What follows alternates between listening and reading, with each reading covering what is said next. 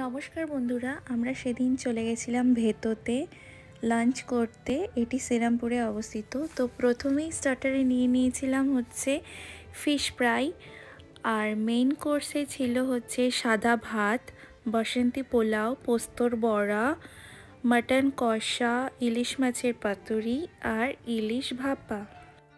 আর সাথে ছিল হচ্ছে ঠান্ডা ঠান্ডা কোল্ড ড্রিঙ্কস।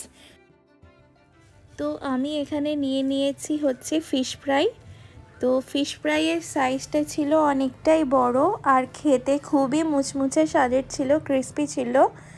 এখানে কাসুন্দির সাথে আমি ডিপ করছি, আর সাথে নিয়ে নিয়েছিলাম হচ্ছে স্যালাড।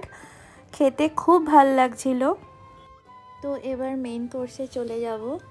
তো বাসন্তী পোলাও আর মাটন কষা পাতে পড়ে গেছে।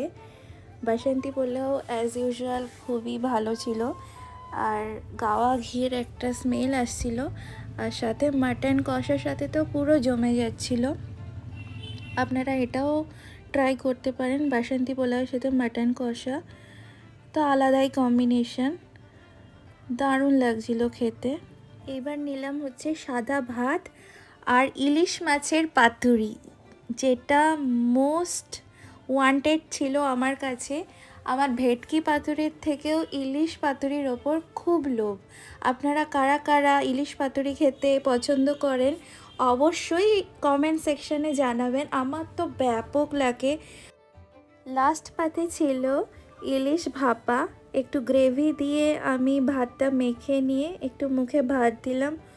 উফ, যা টেস্ট ছিল না, কি বলবো, অতুলনীয় স্বাদ ছিল। আর সর্বশেষে একটু কোল্ড ড্রিঙ্কস নিয়েছিলাম, কেননা এতটা খাবার খেয়েছি, একটু তো হজম করতে লাগবে। তো আজ এ পর্যন্তই, বাই।